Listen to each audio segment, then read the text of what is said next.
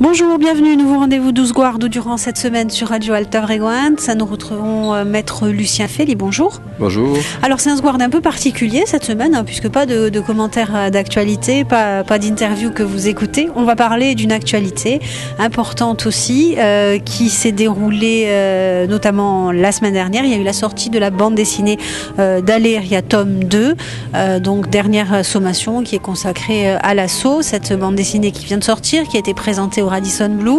Alors Lucien Fely, donc vous étiez présent lors de ces événements d'Aléria, ce sont dont on fête aujourd'hui les 40 ans, et justement jusqu'à jeudi, parce que vendredi c'est le 1er mai, jusqu'à jeudi on va partager ces moments que vous avez vécus en direct de la cave d'Aléria cette fois-ci.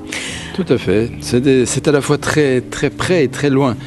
Très près parce que c'est pas des événements ils sont pas du tout de banalité dans ces événements, mais quelque chose d'extraordinaire. On a vécu quelque chose qui d'ailleurs a fait le tour de la planète, et comme nous étions jeunes et ardents, on avait véritablement gravé ça dans nos esprits. Et là, c'est très intéressant effectivement d'y revenir, parce que je crois qu'il y a beaucoup de gens qui ignorent ce qui s'est passé il y a 40 ans, mais il y a déjà une mémoire qui s'altère sur les événements d'Aléria, qui sont fondamentaux pour la Corse.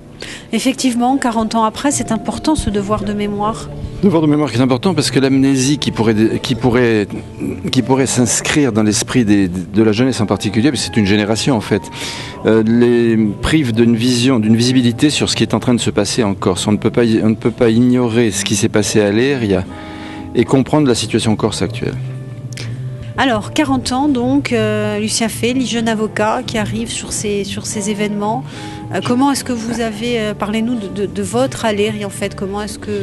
Nous on était déjà sensibilisés depuis 60-61, parce que l'époque de 58, 59, 60, passage donc à la 5e République, montre à l'évidence que la France est l'objet d'un véritable choc politique et culturel, puisque la France se retrouve à l'Hexagone, si vous voulez, à le retour de beaucoup de gens, et on constate en Corse, concerné en premier chef par cette situation, on constate une montée de la prise de conscience, ce qu'on a appelé la prise de conscience insulaire. Retour à la case départ, la Corse est abandonnée, c'est dans un état pitoyable que la Corse se trouve, alors que les pays en question étaient beaucoup plus développés. Mais il y a surtout une prise de conscience dans les milieux universitaires, et nous on est à Paris en 60, 61, 62, 63, et dans les grandes universités, on va transporter nos idées dans l'île. C'est la naissance de l'Union nationale des étudiants corse, qui donnera naissance ensuite aux différents mouvements qui se mettront en place par la suite. Et là on est conscientisé, on est sensibilisé, on regarde ce qui se passe en Corse, on voit que c'est une terre vierge qui a été abandonnée, et on sait qu'il y a des gros appétits sur la Corse, et c'est la période justement post-coloniale, néocoloniale. Ouais. Donc la conscience politique, elle est là, elle est bien présente, et arrivent ces fameux événements. Tout à fait. On est présent politiquement parce qu'on est déjà organisé. On est sur la côte orientale. Moi, je suis sur la côte orientale. On me demande effectivement de rejoindre Aléria, et je devais m'occuper effectivement de la presse. C'est-à-dire qu'en fin de compte, la presse très vite est venue sur les lieux, ce qui a été une excellente chose pour l'appréciation technique des faits en eux-mêmes, parce que c'est le rôle de la presse qui a suivi les événements et qui a donc vécu l'assaut, le véritable assaut, en fait montre à l'évidence qu'on aurait pu passer à côté de la réalité si la presse n'avait pas été là. Donc je rends hommage sur ce dossier, mais sur d'autres dossiers aussi, au rôle de la presse dans l'affaire d'Aléria. Bon, visiblement j'étais en contact avec la presse, parce que moi-même j'étais à Paris déjà avocat, et j'étais en relation avec les milieux de presse, à travers le football d'ailleurs, c'est très intéressant. J'ai connu beaucoup de gens de la presse, et entre autres des gens qui sont venus sur les lieux, et qui ont joué à un jeu qui est extrêmement simple, c'est qu'ils n'ont pas joué contre les événements, contre nous. Ils ont joué un jeu normal de presse, si vous voulez. Donc vous vous occupez... Qui était sur les lieux. D'accord. Effectivement. Donc vous vous occupez de la presse, des relations avec la presse. D'une cabane qui était là-bas, à côté, on avait des téléphones, on a appelé au secours, les ambulances étaient là, on voyait que l'armée, c'était un processus militaire, puisque l'armée, ou du moins ce qui est venu, c'était le corps expéditionnaire, tel qu'il a été défini par la Cour de sûreté de l'État. Une formule empruntée à la 3e, 4e République dans les territoires ultramarins. Corps expéditionnaire. Corps expéditionnaire, ça représente quoi? Ça signifie quoi en fait? C'était des gens qui visiblement étaient envoyés dans un coup de sang du gouvernement, face à une situation qui aurait pu être résolue de façon infiniment plus politique et qui a constitué effectivement la plus grande bavure politique de l'histoire de la Corse contemporaine, qui est une page qui s'ouvre sur une prise de conscience de la Corse à travers la position de l'État. Je vous rappelle qu'entre-temps, il y avait eu la volonté de faire de la Corse le siège des expériences atomiques. Donc les expériences de l'Argente, là, qui avaient fait beaucoup de bruit, et puis d'autres éléments qui commençaient à faire penser qu'en Corse, il y avait une très mauvaise vision de la Corse qui était consécutive aux premières années en question. Donc l'affaire d'Alir, il y a déjà une maturation des idées, et l'affaire d'Alir met la Corse à feu et à sang, c'est le cas de le dire. Donc d'où l'importance effectivement de l'image qui est renvoyée aussi à travers la presse, à travers ces médias nationaux qui sont là et qui vont vivre ces événements, vous l'avez dit, dans la réalité des choses. Dans la réalité des choses qui vont permettre de dire ce qui s'est passé exactement. En l'occurrence, la véritable problématique était de savoir si les balles étaient parties de la cave ou s'ils étaient parties de l'extérieur.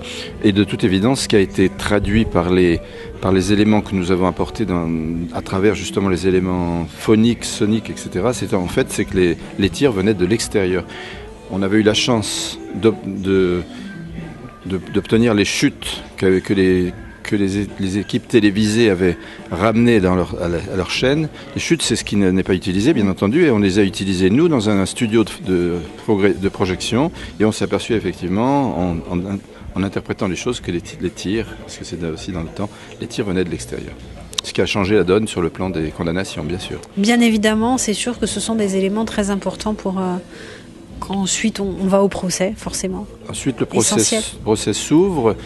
Énorme procès, la presse étrangère est noire de monde. Je crois que la salle de la cour d'assises, la fameuse salle de la cour d'assises de Paris était bourrée. C'était un des grands procès politiques de la période de la Cour de sûreté de l'État, puisqu'en fin de compte c'est un procès qui est diligenté par la Cour de sûreté de l'État, qui terminera son existence après l'affaire de Bastélé-Cafèche, qui se relie aussi à l'affaire de Alir, et on pourrait introduire une cohérence entre les différentes affaires corses. Ça, je vous en dirai un petit mot avant d'en finir. Mais l'affaire de la Cour de sûreté de l'État, c'est qu'en fait, on est dans une salle avec des militaires. Il y a donc un échevinage entre des magistrats civils et des magistrats militaires. Et à chaque ouverture de séance, vous avez les armes. Automatiquement, vous entendez le claquement des armes et tout. C'est une autre vision de la politique et de la justice. Alors justement, Lucien Félix, ce procès, on va en parler plus en détail dès demain, puisqu'on va se retrouver demain matin pour parler de tout cela, également de l'affaire Bastélé-Cafèche, que c'est vrai. On relie souvent aux événements d'Aléria aussi. À demain. À demain. Bonjour, bienvenue Radio Alta Freguenza et votre émission Sguardo consacrée à l'actualité, une émission que nous vous proposons depuis le Radisson Blu de Portici en compagnie de notre invité, Maître Lucien Félix. Bonjour. Bonjour. Bonjour, oui. Voilà. On recommence alors. Je suis distrait. Tu me dis. Bonjour, bienvenue. C'est votre rendez-vous consacré à l'actualité, au Sguardo, tous les matins, juste après votre rendez-vous d'info. Cette semaine, votre émission, nous vous la proposons depuis le Radisson Blu de Portici, donc en compagnie de notre invité de la semaine, Maître Lucien Félix. Bonjour. Bonjour. On va parler durant toute cette semaine des 40 ans, l'anniversaire des événements d'Aléria qui se sont déroulés. Vous étiez présent, vous nous avez expliqué hier, notamment chargé des relations avec la presse, jeune avocat militant, on va dire. Il s'est passé ce qui s'est passé à Aléria. Il y a des... Vous nous avez dit que la presse avait joué un rôle très important, y compris dans les éléments qu'on a pu recueillir et qui ont été versés au dossier, qui ont été présentés lors du procès. Ce procès, on s'est quitté hier en disant c'était vraiment dans une ambiance très très particulière, on imagine évidemment. C'est un procès d'envergure internationale, parce que l'avènement de la Ve République en France avait été un événement important après la guerre d'Algérie, donc on savait très bien les grands événements que traversait le monde à l'époque, et de voir qu'une telle situation s'était créée dans l'île de Corse a fait véritablement le tour de la planète, et le procès a été couvert par des organes de presse énormément d'organes de presse étaient présents. Ça, c'est la presse qui a relaté le procès, qui a duré très longtemps, mais par contre la juridiction en elle-même était une juridiction qui donc achevait un peu son circuit, je dirais, judiciaire, puisqu'elle a été ensuite supprimée à partir de 80, l'avènement de Mitterrand. Juridiction mixte, politico-militaire, dont je disais. Qui d'ailleurs nous avait accordé des droits et des moyens que nous n'avons plus jamais eu. C'est-à-dire que les avocats pouvaient se réunir en commun. Il y avait eu toute une série de facilités qui nous ont été accordées dans ce cadre que nous n'avons plus eu par la suite avec les... Pourquoi, d'après vous ? Je ne sais pas, je pense que parce qu'elle s'appelait politico-militaire et reconnaissait qu'il pouvait y exister des détentions et des affaires politiques. Parce qu'à partir de 80-82, il a été dit une fois pour toutes qu'il ne pouvait pas y avoir de prisonniers politiques en France. Du moins que nous ne pouvions pas nous constituer des prisonniers politiques. Et on a mélangé les politiques et les droits communs dans les maisons d'arrêt. C'est une vision assez particulière, je vous laisse l'analyser comme il se doit. C'est vrai que cette Cour de sûreté de l'État, elle avait peut-être des verdicts très durs, elle était très dure. Hein. On sait que c'était compliqué pour les avocats d'aller défendre des personnes devant cette Cour de sûreté de l'État, mais c'était, entre guillemets, au moins la reconnaissance d'un statut politique. C'est ça. Et d'ailleurs, l'analyse du parquet a été éminemment politique, puisque l'avocat général Dolling Kartner, lors du procès, pendant 3 heures, a fait un travail d'analyse politique exceptionnel, oui, en reconnaissant la possibilité d'être autonomiste, mais en flétrissant le passage à l'acte. Parce qu'il considérait qu'il y a eu un passage à l'acte, malgré tout. Alors, ce passage à l'acte, il a fallu bien évidemment aller défendre tout ça. Comment, quand on est jeune avocat, on se retrouve donc à un procès, vous l'avez dit, d'une dimension internationale. Ça doit être quand même... Moi, j'étais le premier à plaider. J'avais l'aspect politique. J'ai pas eu le trac, je vous dis la vérité. J'étais hyper motivé, très formé, parce que j'avais fait droit à Sciences Po, donc ça me donnait une analyse. Et puis, j'avais très bien compris que s'il y avait eu cette catastrophe, si donc il y avait eu ce bain de sang, c'est bien parce que la faute, c'était une véritable erreur, une énorme erreur qui partait de Paris. D'ailleurs, Paris l'a reconnu, c'est une énorme erreur politique qui a entraîné cette catastrophe pour les pouvoirs publics. Parce que depuis, l'affaire Corse a basculé dans l'opinion publique internationale, elle a été hyper médiatisée. Ça a permis de découvrir la Corse, le problème corse, la revendication corse. Qui devenait pesant. C'est-à-dire que nous étions en fac, que ce soit à Paris ou Marseille, on avait réuni les 5 ou 5 grandes facs de l'Hexagone et on était très, très, très, très inquiets comme l'évolution de la Corse. On savait que des gens achetaient des terrains par centaines, voire milliers d'hectares, sur la côte orientale en particulier. On sentait qu'effectivement, la Corse devenait un petit peu la dernière colonie à coloniser, si je disais. Et les Corses étant partis, revenus, trouvaient plus leur terre. Enfin, on était avisés par beaucoup, beaucoup de problèmes. Et on avait pris conscience. Et nous, on était dans un contexte sur le plan universitaire à Paris où il se passait énormément de choses. Paris étant un peu la capitale universitaire, une des capitales du monde universitaire, il y a plein de gens autour de nous qui véhiculaient des idées, des choses qu'on a retrouvées par la suite dans des pays les plus divers, dans des États même aussi, qui sont devenus des chefs d'État. Le premier à plaider, pas de trac, mais quand même pas une certaine pression aussi. Les événements avaient été très durs. Vous retrouviez quand même devant une cour de sûreté de l'État. On avait beaucoup milité, on avait tenu des réunions partout. On était rodés à ce que constituait ce discours. Ce discours, c'était de venir dire... il y a eu des témoignages extraordinaires. Je me souviens, Monseigneur Thomas, je crois même il y a eu des témoignages extraordinaires. Donc on était, comment dirais-je, déjà dans le dossier en lui-même, on y était déjà, si vous voulez. On savait de quoi il en retournait. Alors qu'autour de nous, c'était la stupéfaction générale. J'ai l'impression que certaines personnes découvraient le dossier corse, n'y comprenaient rien déjà, c'est pas nouveau, hein, et en fait se demandaient à quoi correspondait toute cette émergence identitaire, d'émancipation, qui d'ailleurs n'a jamais cessé d'exister. Voilà, on en parlera demain aussi de cet anniversaire aussi des 40 ans, de la situation aujourd'hui, 40 ans après, des personnes qui n'y comprennent rien, donc ça veut dire qu'il faut une certaine pédagogie aussi pour expliquer tout ça, c'est pas évident non plus. Tout à fait. Il y a des gens qui comprendront jamais rien, mais il y a des gens qui ont compris. Et puis maintenant, le problème, c'est que est-ce qu'il faut attendre que tout le monde ait compris pour pouvoir sauver la Corse? Ça, c'est un autre problème. Ça, c'est un autre problème, et c'est toute la question. Merci beaucoup, Lucien Feili. Voilà, même en Corse, évidemment, hein, parce que surtout en Corse, il faut encore jouer, faire œuvre de paix. Il y a ceux qui vont vous expliquer ce que vous savez déjà, nos compatriotes, et certains qui ne savent même pas ce qui s'est passé à l'air. Et puis Moi, j'ai trouvé l'autre jour l'amnésie inquiétante d'un jeune qui m'expliquait pourquoi il fallait l'université en Corse, alors qu'on avait milité pendant 10-15 ans pour l'université en Corse. Donc vous voyez, dans un pays de mémoire collective, l'amnésie individuelle est inquiétante. Oui, effectivement, ça peut. Merci beaucoup Lucien Fely. On va se retrouver dès demain, donc même endroit, même heure, pour parcourir avec vous encore une fois cette histoire d'Aléry et puis de tout ce qui s'en est suivi. À demain. Bonjour, bienvenue à Osguardo durant toute cette semaine en compagnie de notre invité depuis le Radisson Blu de Portich, maître Lucien Fely. Bonjour. Bonjour. On vous accueille donc au Radisson Blu pour parler des 40 ans de ce qui s'est passé à la cave d'Aléry. On a évoqué ces faits, vous étiez présent donc durant ces événements d'Aléry, comme on les a appelés ensuite. On a parlé aussi du procès durant lequel vous avez plaidé, le premier à plaider. Et puis évidemment le début d'une revendication, le début d'une prise de conscience. Oui, le vrai débat était de savoir comment l'opinion publique de l'autre côté de la Méditerranée allait percevoir cet épisode du gravissime. En fait, les trois quarts des témoins que nous avons cités venaient de me faire admettre à l'interlocuteur qui était l'État, parce que la Cour de justice d'État c'était l'État, c'était politique, là c'était vraiment politique, que les Corses demandaient à être reconnus comme tels. Reconnu et que ce n'était pas un problème d'argent, ni un problème, mais c'était un problème beaucoup plus de reconnaissance de l'âme corse et de la Corse elle-même, qui avait été blessée par beaucoup de choses depuis quelques années. C'est vrai que jusqu'aux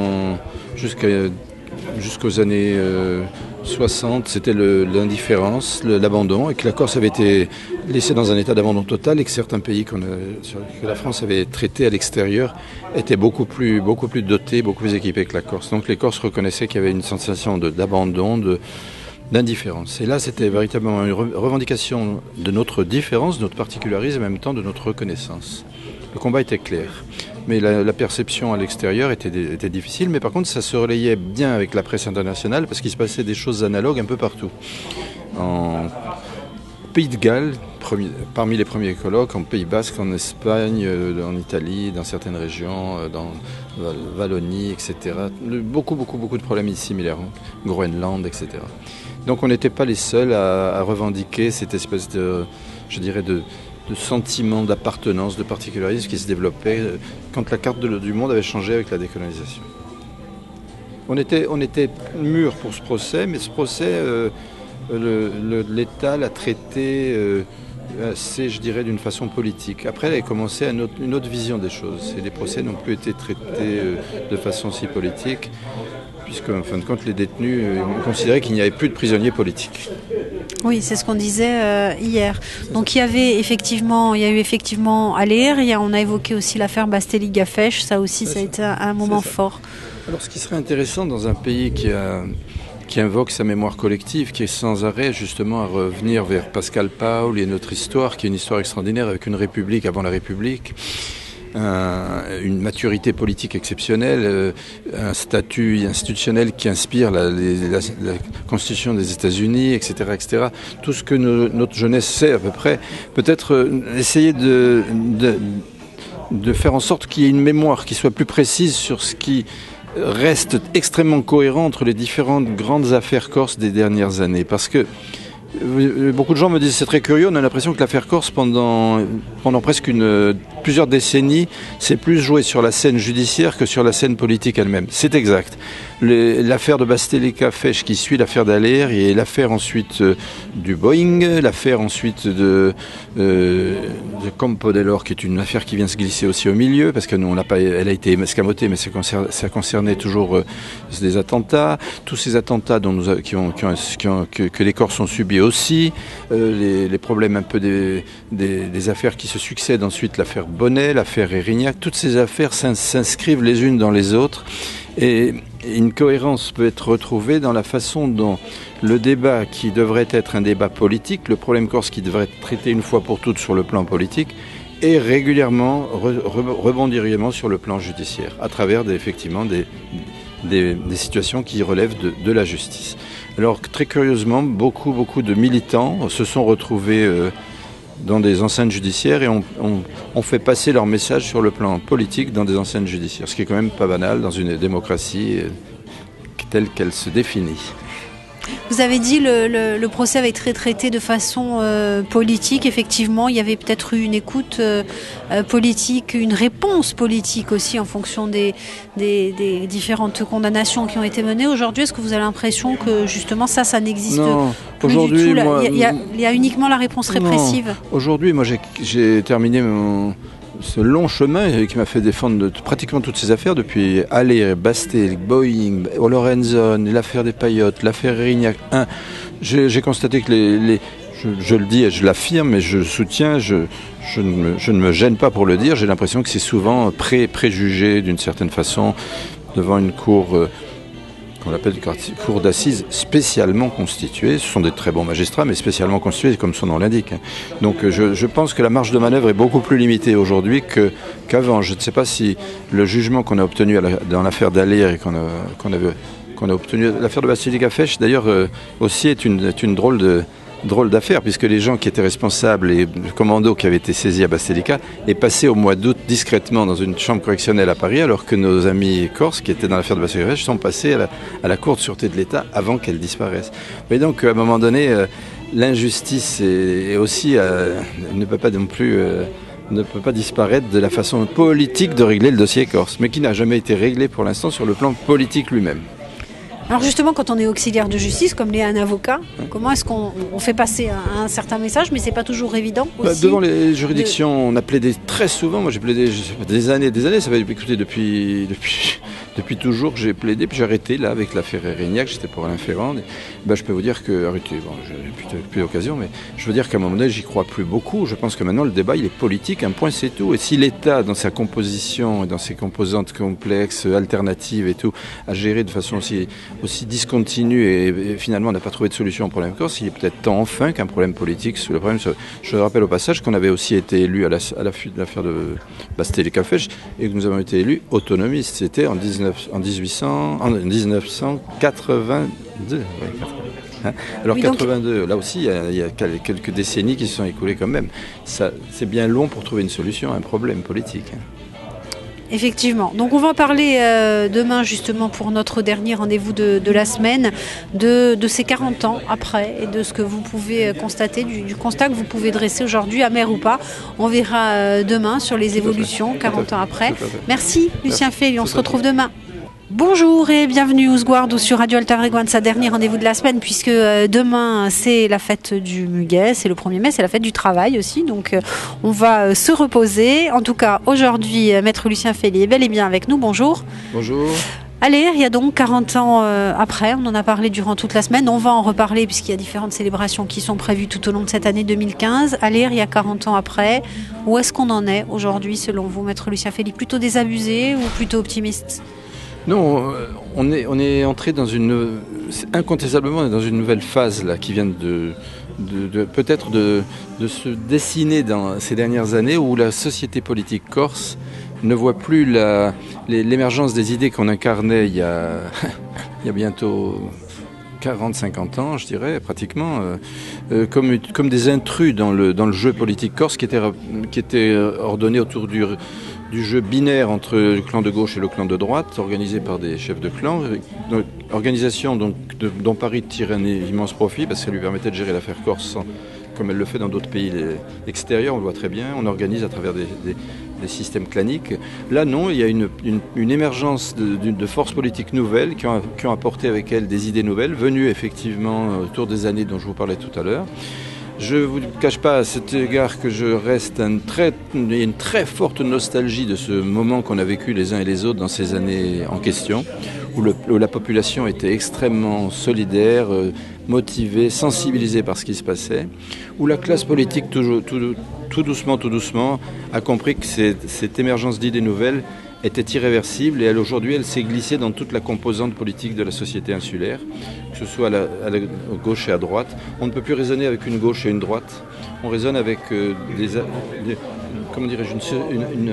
un panel politique compliqué où le nationalisme est un peu partout et où l'autonomisme, le nationalisme, on ne appellera comme on voudra, les mots ont changé. Mais ce qui est important aujourd'hui, c'est d'arriver à concevoir que le temps presse et qu'il faut très très rapidement trouver une solution au problème corse, parce que beaucoup de choses tournent autour de la Corse actuellement. On est à la croisée des chemins.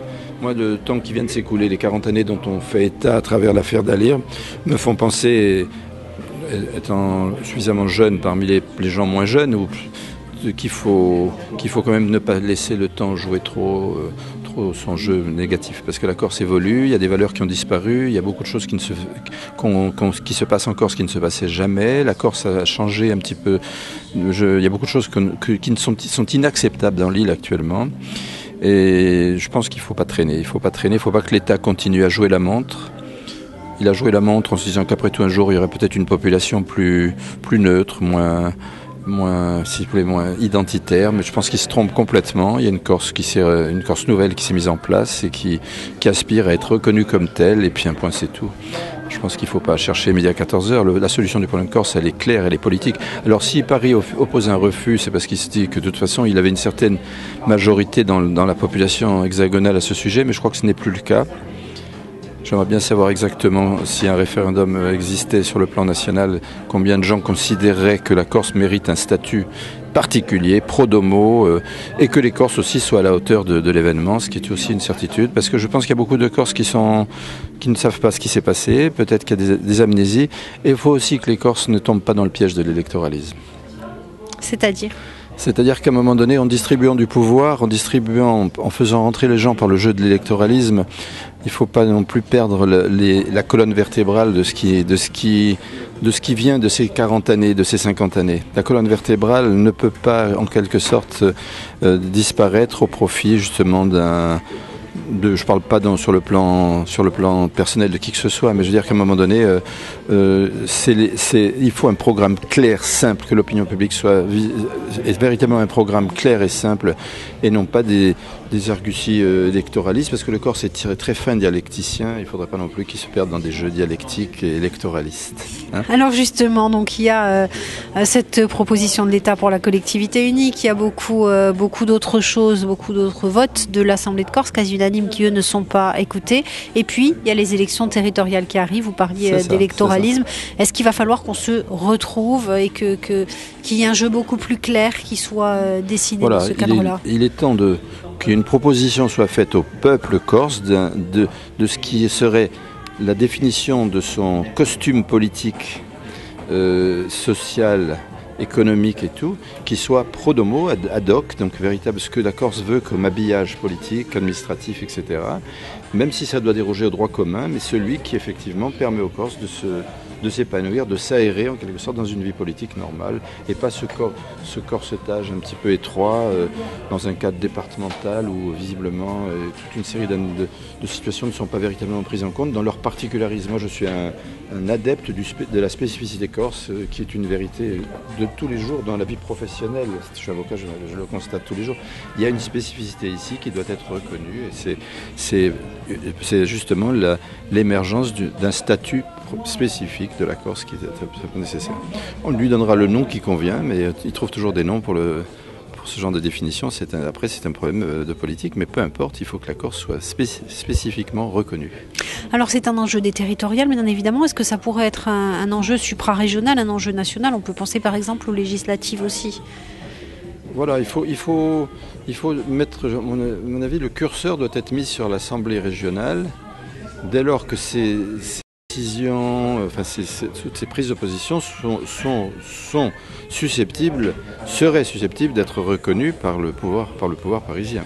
Si le pouvoir parisien fait abstraction des décisions d'une assemblée territoriale ou tout autre vocable, à ce moment-là, c'est un déni de démocratie totale et ça constitue un cas de force majeure politique. Mais ça peut attirer l'attention d'organismes politiques supérieurs ou d'organismes judiciaires supérieurs. Comme toutes les cours qui maintenant sont en place pour protéger les droits de l'homme, etc. Ça redeviendrait judiciaire. C'est le serpent qui se mord la queue. Effectivement, Lucien Frély, merci beaucoup d'avoir passé cette semaine en notre compagnie. Juste une dernière petite question. Les célébrations des 40 ans d'Alir, selon vous, comment vous les verriez? Qu'est-ce qu'il faudrait faire? Il y a des choses qui sont organisées, qui sont prévues sur place, mais les commémorations, selon vous, à quoi est-ce qu'elles devraient ressembler? Il faut, à mon avis, il faut associer la jeunesse. Il faudrait peut-être le faire. C'est pas forcément, si vous voulez, c'est quelque chose qui peut se faire, pas forcément dans la période elle-même d'aller. C'était le 15 août, je crois, c'est ça, il me semble. Il faudrait le faire. Durant l'année scolaire, avant-après. Voilà, avant-après. On n'est pas obligé de le faire sur les lieux, il y a une nécessité symbolique, mais il faut le faire dans le cadre de la jeunesse pour que la jeunesse soit véritablement bien centrée sur ce qui s'est passé dans l'île depuis 40-50 ans. Hein. Merci beaucoup. Pour que ça cesse, pour qu'on passe pour qu'on tourne la page. Tourner la page. Voilà. Merci avec beaucoup, plaisir. Maître Féli, d'avoir passé cette semaine en notre compagnie et à très bientôt sur vos ondes. C'est moi qui vous remercie. Merci à vous toutes et à vous tous. On vous rappelle que cette émission, vous la retrouvez en podcast audio et vidéo sur notre site internet.